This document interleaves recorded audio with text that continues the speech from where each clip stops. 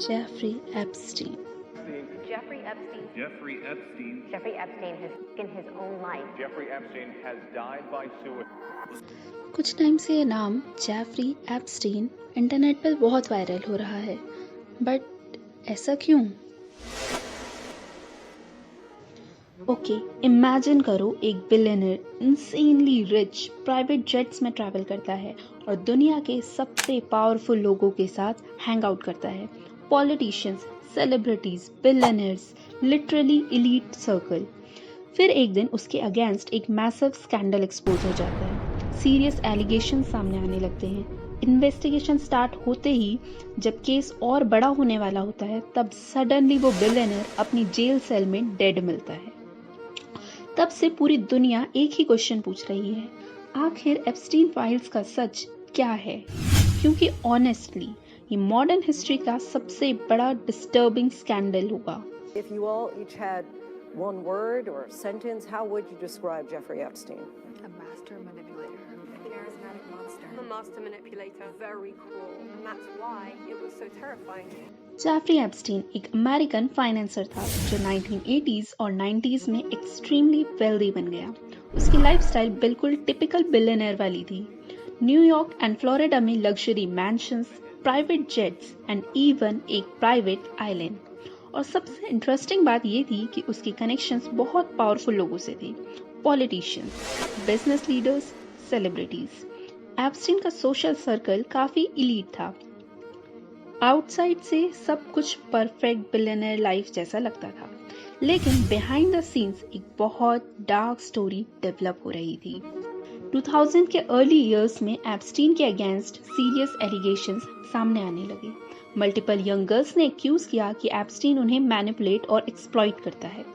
Reports के according कुछ victims को एलिगेटली पैसा दिया जाता था ताकि वो नई गर्ल्स को रिक्रूट कर सके। ये इंसिडेंट्स एप्स्टीन के डिफरेंट प्रॉपर्टीज पर हुए, इंक्लूडिंग उसका प्राइवेट आइलैंड। जैसे जैसे और विक्टिम्स सामने आने लगे, मीडिया और अथॉरिटीज की अटेंशन इस केस पर बढ़ने लगी। 2008 में एप्स्टीन को फ्लोरिडा में चार्जेस फेस करने पड़े, लेकिन शॉकिंग बात ये थी कि उसे एक कंट्रोवर्शियल प्ली डील मिल गई। इस डील की वजह से उसे रिलेटिवली शॉर्ट जेल सेंटेंस मिला। इसी पॉइंट पर कई लोगों ने क्वेश्चन उठाया, क्या एप्स्टीन को पावरफुल कनेक्शंस की वजह से प्रोटेक्शन मिल रहा है? फिर 2019 में केस फिर से हेडलाइंस में आया। फेडरल अथॉरिटीज ने एप्स्टीन को फिर से अरेस्ट किया, इस बार सीरियस ट्रैफिकिंग चार्जेस के साथ। इस अरेस्ट के बाद पूरी दुनिया की अटेंशन इसी केस पर आ गई, लेकिन फिर एक शॉकिंग ट्विस्ट आया। अगस्त 2019 में जेफरी एप्स्टीन अपनी जेल सेल में डेड पाया गया। ऑफिशियल रूलिंग के अकॉर्डिंग तो ये सुसाइड था, लेकिन सर्कमस्टांसेस ने काफी क्वेश्चंस राइज किए, लाइक रिपोर्ट्स में सिक्योरिटी जैसे सीसीटीवी का ना वर्क करना और काफी अनयूजुअल डिटेल्स भी मेंशन थी। और इसी वजह से यहाँ से इंटरनेट फुल डिटेक्टिव मोड में चला गया। मीम्स, थ्योरीज, रील्स, हर जगह सिर्फ एक ही line, Epstein didn't kill himself. Some people believe उसे साइलेंस कर दिया गया, क्योंकि अगर वो बोलता तो बहुत बड़े नाम एक्सपोज हो सकते थे।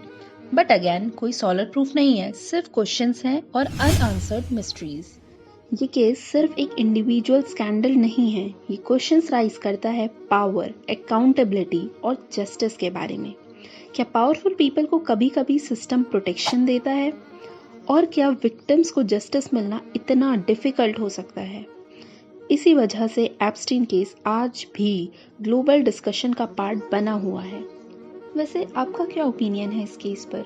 क्या आपको लगता है कि इस केस का पूरा सच कभी सामने आ पाएगा? कमेंट सेक्शन में अपना ओपिनियन ज़रूर बताना। और अगर आपको ऐसे इन्फॉर्मेटिव वीडियोस पसंद आते हैं तो चैनल को सब्सक्राइब करना मत भूलिएगा। मिलते हैं नेक्स्ट वीडियो में, तब तक के लिए बाय बाय, टेक केयर।